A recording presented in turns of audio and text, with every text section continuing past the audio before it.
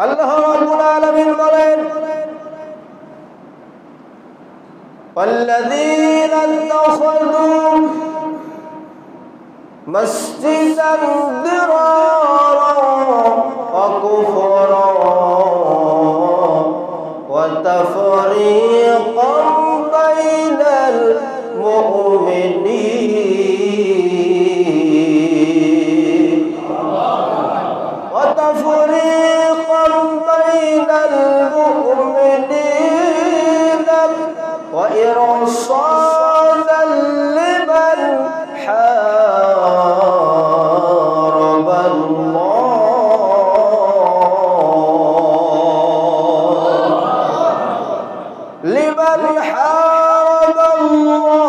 الله ورسوله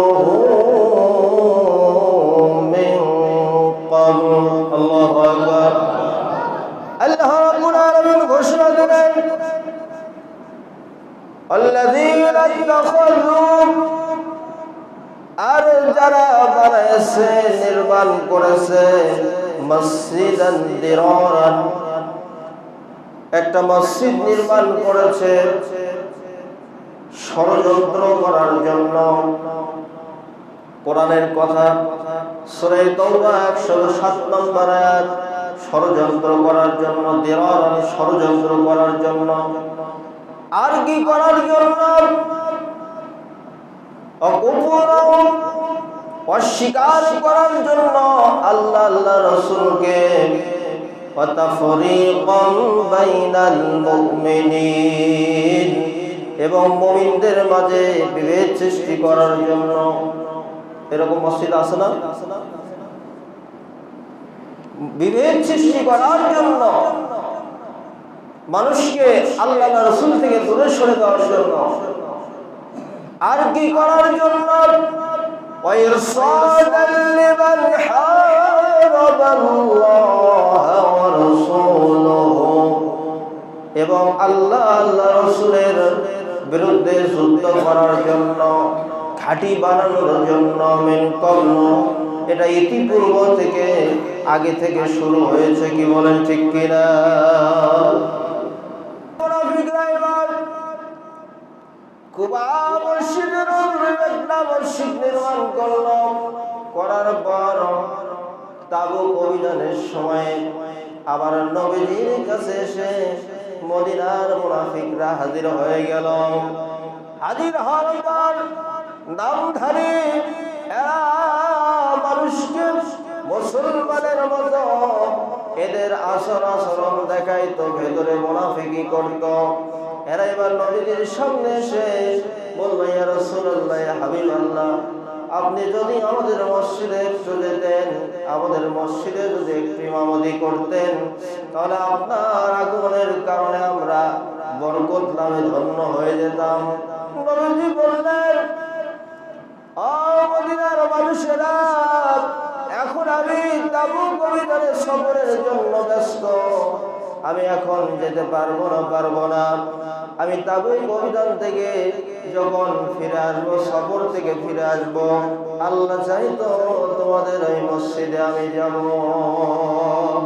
নবীজি এই কথা বলে দিলেন আবার নবীজিকে যিনি পরিচালনা করেন রব্বুল আলামিন ওহী দ্বারা আবার নবীজিকে পরিচালিত করেন আল্লাহ রব্বুল আলামিন যদি বলেন হাবিব ওখানে যেতে পারবেন না আবার নবীজি ওই মসজিদে যাবে না ঠিক কিনা বলে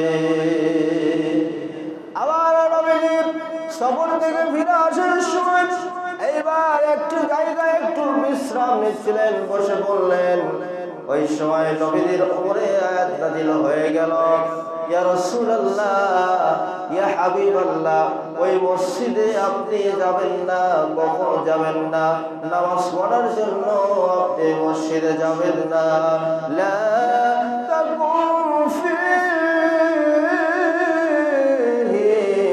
আবাদা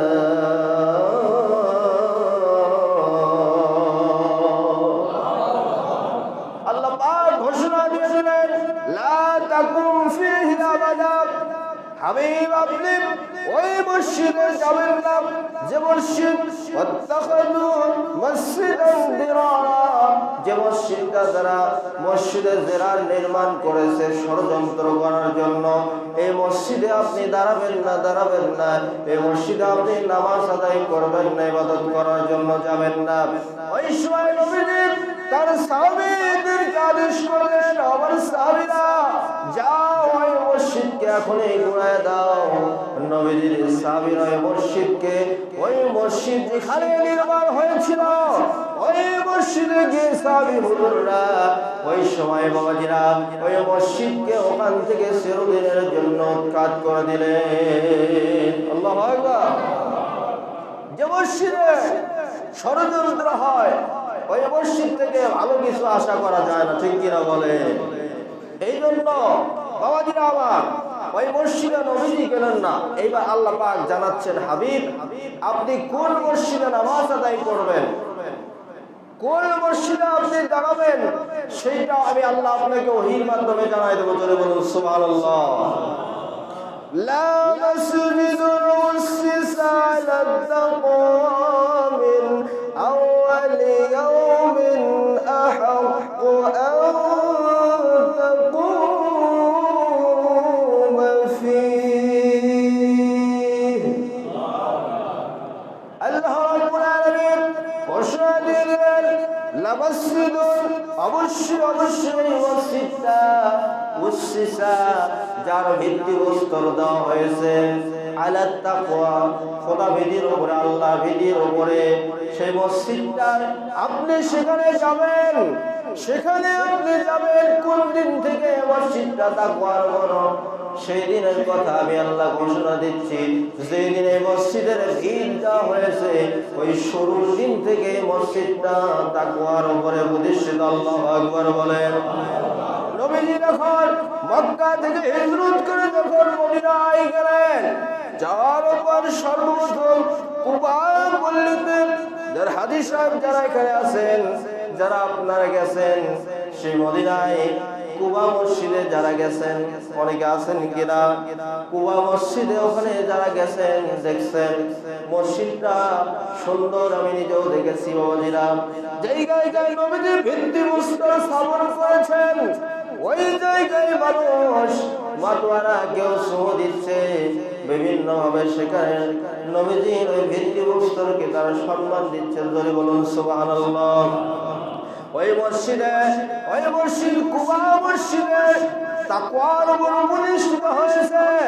আর ওই মসজিদে আল্লাহ রাব্বুল আলামিন নবীজিকে নামাজ পড়ার জন্য, ওই মসজিদে ইবাদত করার জন্য আল্লাহ নবীজিকে বলেছেন। জয় বলুন সুবহানাল্লাহ।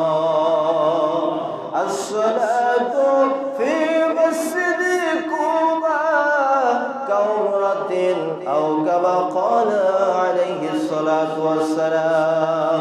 মদিনার ওই মসজিদে নওয়াবদার কুবায় যদি কেউ 1 রাকাত 2 রাকাত নামাজ আদায় করে, তাহলে তার জন্য রব্বুল আলামিন তার আমলনামার মধ্যে উমরার সওয়াব আল্লাহ লিখে দেবেন। জোরে বলুন সুবহানাল্লাহ।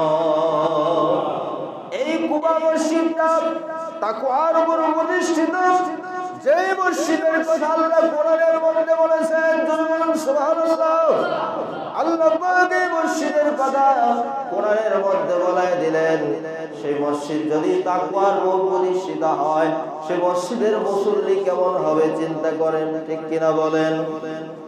তাকওয়ার উপর যদি মসজিদটা হয়ে থাকে, সেই মসজিদের মুসল্লিরা আরো কত পাকা ঈমানদার, ঠিক কিনা? সে মসজিদের মুসল্লিদের কোয়ালিটি থাকবে সর্বোচ্চ। জোরে বলুন না সুবহানাল্লাহ। সেই মসজিদের মুসল্লিরা আমাদের মতো নয়।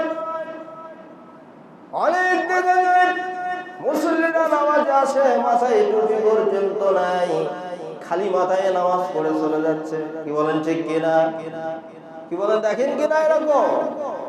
মাথায় মনে টুপি দেওয়ার সময় পায়নি, এত ব্যস্ত। দুনিয়ার সব কাজ কাম ঠিক মতো হয়, কিন্তু আল্লাহর হুকুম পালনের সে উদাসীনতা, ঠিক কিনা বলে? মাথায় টুপি নাই, খেয়ালে নাই, এমন একটা প্যান্ট পড়েছে, হয়তো প্যান্টটা হয়তো আপনার সে চলে গেছে টাকনুর নিচে, কিন্তু সেই মসজিদের মুসল্লি যে মসজিদটা তাকওয়ার উপর প্রতিষ্ঠিত, সেই মসজিদের মুসল্লি কেমন হবে রব্বুল আলামিন সেটাও কোরআনের মধ্যে বলে দিয়েছেন। যদি বলুন সুবহানাল্লাহ। ফীহি রিজালুন ইউহিব্বুনা আন ইয়াতাহহারু ওয়াল্লাহু ইউহিব্বুল মুত্তাহহিরিন।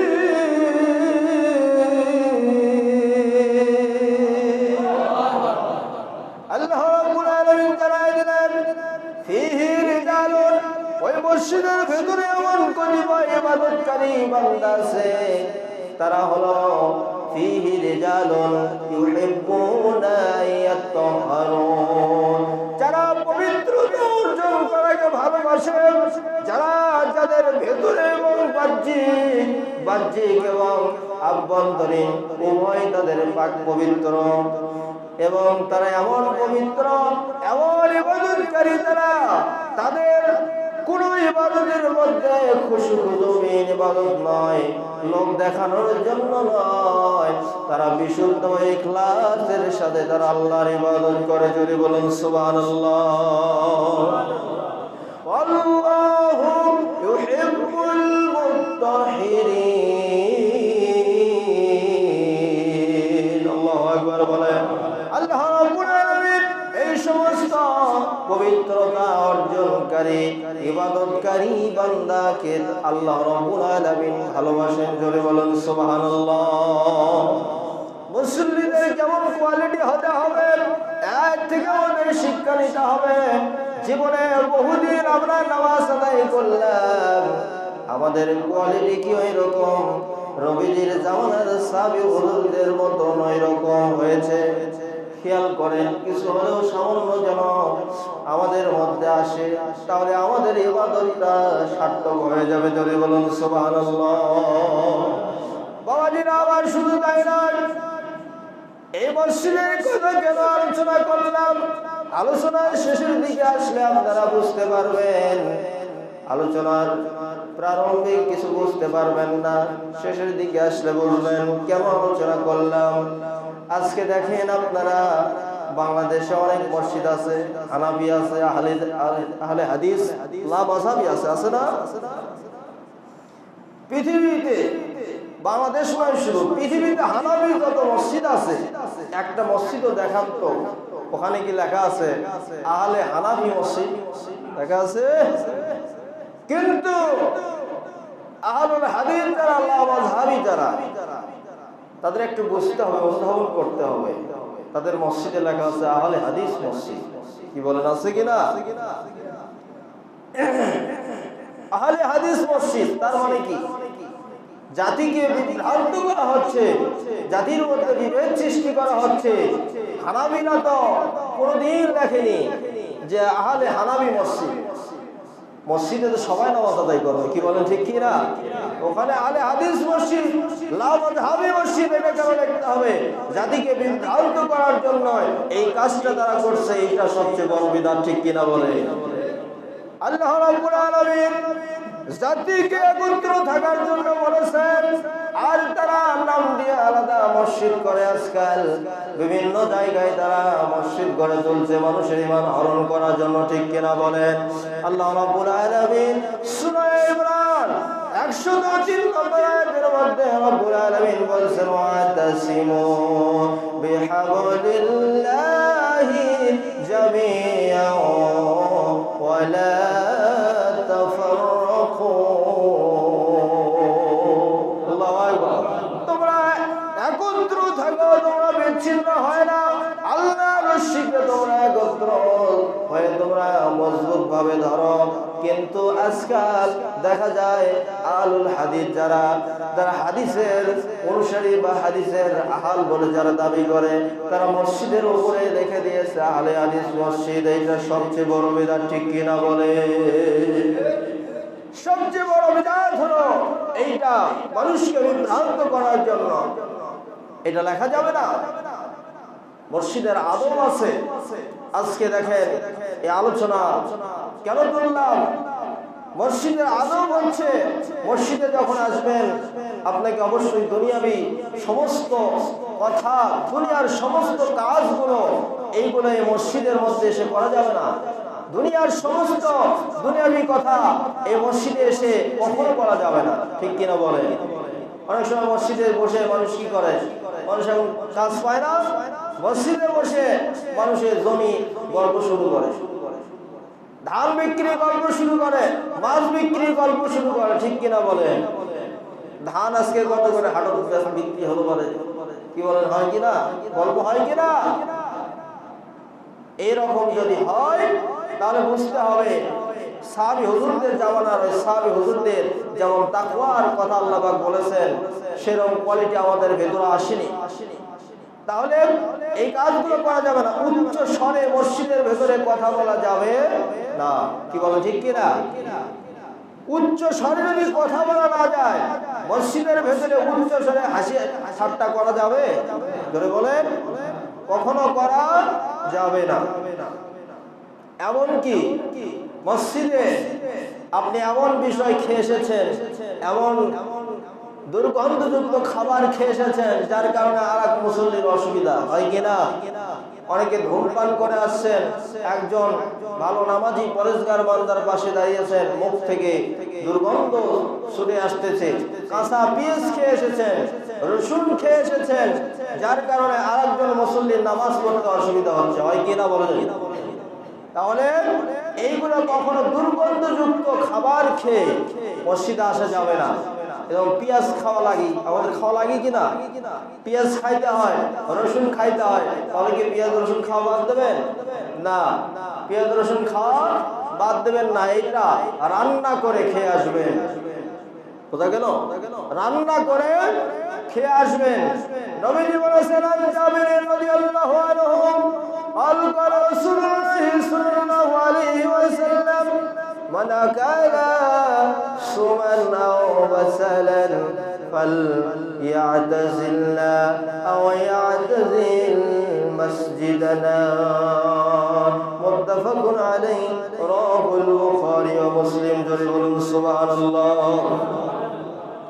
নবীজি বলেছেন, হযরত জাবির রাদিয়াল্লাহু তাআলা হচ্ছেন হাদিসের রাবী, মান আকালা সুমান, যে ব্যক্তি খাবে রসুন, সুমান মানে রসুন, আও বাসালান পেঁয়াজ, ফালিয়াতাজিল না, সে যেন আমাদের থেকে দূরে থাকে, আও ইয়াতাজিল ফালিয়াতাজিল মসজিদানা, সে যেন আমাদের মসজিদ থেকে দূরে থাকে। তার মানে যখন আপনি কাঁচা পেঁয়াজ খেয়ে আসবেন, রসুন খেয়ে আসবেন, তখন মসজিদে আসা যাবে না, ওই অবস্থায় আসা যাবে না। দুর্গন্ধ ছুটতেছে, ফেরেশতাদেরও কষ্ট হয়, শুধু মানুষের নয়, ফেরেশতাদেরও কষ্ট হয়। এই জন্য রান্না করা পেঁয়াজ রসুন খেয়ে আসলে সমস্যা নাই, অথবা যদি কাঁচা খেয়ে থাকেন মুখটা পরিষ্কার করে ব্রাশ করে মেসওয়াক করে তারপরে মসজিদে আসবেন। জোরে বলুন সুবহানাল্লাহ। তাহলে একটা জিনিস ক্লিয়ার করতে চাচ্ছি, দেখেন মসজিদ প্রথমে যেটা তাকওয়ার উপর প্রতিষ্ঠিত, সেখানে আল্লাহ নবীজিকে যাইতে বললেন। আর শুরুতে হয়েছে যে মসজিদ ষড়যন্ত্র করার জন্য, সেখানে নবীজিকে আল্লাহ রাব্বুল আলামিন যাইতে নিষেধ করলেন। এরপরে আসলো মসজিদের আদব, মসজিদে এসে কিভাবে থাকতে হবে, ইতিকাফের নিয়তে যতক্ষণ থাকবেন আপনার সওয়াব আল্লাহ রাব্বুল আলামিন অসংখ্য সওয়াব নেকি দান করবেন। জোরে বলুন সুবহানাল্লাহ।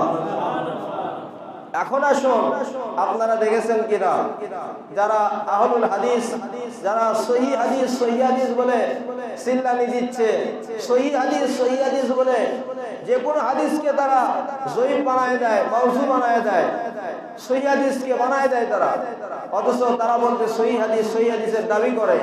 আজকে ঈদের পরে আপনারা খুলে দেখেন ইউটিউব অথবা ফেসবুক, খুলে দেখেন সিলেটের আত-তাকওয়া মসজিদ, সিলেটে অবস্থিত আত-তাকওয়া মসজিদ, সেখানে তারা মসজিদের মধ্যে ঈদের পরে সেখানে তারা খেলাধুলার, ফুটবল এবং ক্রিকেট খেলার আয়োজন করেছে। ভালো কাজ করছে খুব, কি বলেন? ক্রিকেট আর ফুটবল খেলার আয়োজন করেছে মসজিদের ভেতরে। ক্রিকেট খেলা আর ফুটবল খেলা কোন সহিহ হাদিসে আছে? এটা কি কখনো প্রমাণ করতে পারবে? জোরে বলে, কি অবস্থা চিন্তা করেন। যুবক সমাজকে আজকে বলতে চায় ফেসবুক ইউটিউবে অনেক কিছু, এগুলো তারা বিভ্রান্ত ছড়ে দিচ্ছে। তারাও বলতেছে মসজিদে খেলা যায়। আপনি কেমনে এর দলিল দেবেন? আপনি কেমনে বুঝবেন? অথচ ফুটবল ক্রিকেট খেলার একটা দলিল কিয়ামত পর্যন্ত বের করতে পারবে না ইনশাআল্লাহ। হযরত ওমর রাদিয়াল্লাহু তাআলা আনহু দেখলেন যখন খেলা হচ্ছিল মসজিদে নববীর বারান্দায় যখন খেলা হচ্ছিল, হাফসিরা যখন খেলছে, বুখারী শরীফের হাদিসটা, তখন নবীজি হযরত ওমর রাদিয়াল্লাহু তাআলা হাফসিদেরকে নিষেধ করলেন, তোমরা খেলতে পারবে না, ধমক দিলেন। নবীজি বললেন তাদেরকে একটু সুযোগ দাও। এই পর্যন্ত হাদিসের মধ্যে এসেছে। আরেকটি হাদিস, দুইটা হাদিসের রিওয়ায়াতকারী হচ্ছে, রাবী হচ্ছে মায়েশা সিদ্দিকা রাদিয়াল্লাহু আনহা। পরের হাদিসটা হচ্ছে মায়েশা দেখতেছিলেন যে হাফসিরা মসজিদে নববীর বারান্দায় তারা যুদ্ধের অস্ত্র নিয়ে সেখানে তারা নবীজিকে এর প্রশিক্ষণ দেখাচ্ছেন। ওখানে মায়েশাকে নবীজি তখন তার চাদর তারা ঢেকে দিলেন যেন এই খেলাটা দেখতে পারে। এখন হাফসিদের কথা এই হাদিসগুলো বুঝতে হবে। এই যে এখানে খেলার কথা কিন্তু হাদিসের মধ্যে আছে। এখন খেলার কথা চিন্তা করে কেউ যদি বলে মসজিদে খেলা যাবে, তাহলে তাদের এটা সম্পূর্ণ হাদিসের বিপরীত আমল। কেননা এই হাদিসের মধ্যে বলা হয়েছে যে যুদ্ধের প্রশিক্ষণ সংক্রান্ত বিষয় মসজিদে ওখানে নবীজিকে দেখানো হচ্ছিল। জোরে বলুন সুবহানাল্লাহ। আর তারা তাকে কিয়াস করে বানাইছে কি ফুটবল খেলা আর ক্রিকেট খেলা। বুঝতে পারলেন? তাহলে এক নম্বর বিষয় বোঝেন, এই হাদিসটা দ্বারা বোঝানো হচ্ছে যুদ্ধের প্রশিক্ষণ নবীজিকে ওখানে মসজিদে ওখানে হাফসিরা দেখাচ্ছে। তাও হাফসিদের সংখ্যা বেশি নয়, কতিপয়। মুহাদ্দিসে কিরাম হাদিসটা বুঝতে হবে। মুহাদ্দিসে কিরাম ব্যাখ্যা করেছেন কতিপয় হাফসিরা। হযরত ওমর রাদিয়াল্লাহু তাআলা নিষেধ করছেন। আবার বিষয় হলো এইটা হলো আপনার বড় বড় কোন সাহাবী, হযরত আব্দুল্লাহ ইবনে আব্বাস, হযরত আব্দুল্লাহ ইবনে ওমর, হযরত আব্দুল্লাহ ইবনে মাসউদ রাদিয়াল্লাহু তাআলা আনহু, হযরত আবু হুরায়রা রাদিয়াল্লাহু তাআলা আনহু, বড় বড় কোন সাহাবী এই রকম পরবর্তীতে বা ওই সময় এই খেলায় ছিলেন না। তাহলে বড় বড় সাহাবীরা এই রকম কোন কার্যকলাপে ছিলেন না। আর আজকে তারা মসজিদের মধ্যে নিয়ে এসে তারা বলতেছে এটা ফুটবল খেলা আর ক্রিকেট খেলার আয়োজন করেছে। জোরে বলুন নাউযুবিল্লাহ। আজকে জাতিকে কেমন ভাবে তারা বিভ্রান্ত করে দিচ্ছে। অথচ হাদিসের মধ্যে বলা হয়েছে যে মসজিদ আবর্জনা প্রসাব করার জায়গা নয়। মসজিদের মধ্যে এটা কি ইন্নামা হিয়া লিযিকরিল্লাহি আযজা ওয়া জাল্লা। এই মসজিদটা হচ্ছে আল্লাহর জিকিরের জন্য। ওয়াস-সালাতা ওয়া কিরাআতুল কুরআন, এবং কোরআন তিলাওয়াতের জন্য এই মসজিদকে করা হয়েছে। জোরে বলুন না সুবহানাল্লাহ। এই জন্য বুঝতে হবে আজকাল মিডিয়াতে কি অবস্থা। আজকাল আহলে হাদিস যারা দাবি করতেছে তারা এই মসজিদগুলোতে নিয়ে যে আপনার অনেক সময় দেখা যায় টাকা দিয়ে পয়সা দিয়ে নিয়ে যে মানুষদেরকে ওখানে নামাজ পড়ায়া যেইগুলো হাদিসের আমল বাতিল হয়ে গেছে সেইগুলো হাদিস তাদের সামনে পড়ে শোনায়া মানুষের মগজ ধলাই করে তাদেরকে এমনভাবে এলাকার মধ্যে বিশৃঙ্খলা ছড়াচ্ছে। আপনাদের কাছে অনুরোধ করব, আপনাদের এলাকা এখনো অনেক ভালো আছে। জোরে বলুন আলহামদুলিল্লাহ। কোন আলে হাদিস বা লামাতাবি এখানে আসেনি, কিন্তু বগুড়ার আশেপাশেই কিন্তু আছে। কি বলেন, আছে কিনা? আপনাদের একতা থাকা দরকার। এই এলাকার মধ্যে যেন কখনো লামাজাহাবি ঢুকতে না পারে। কি বলেন, ঠিক কিনা? আল্লাহ যেন আপনাদের সবাইকে একতাবদ্ধ থাকার তৌফিক দান করে, মসজিদের আদব যেন রক্ষা করার তৌফিক দান করে। সকলে বলুন আমিন। যারা সুন্নাত পড়ে না, চার কাজ কবর দোয়া সালাত করেনি। আসসালামু আলাইকুম ওয়া রাহমাতুল্লাহ।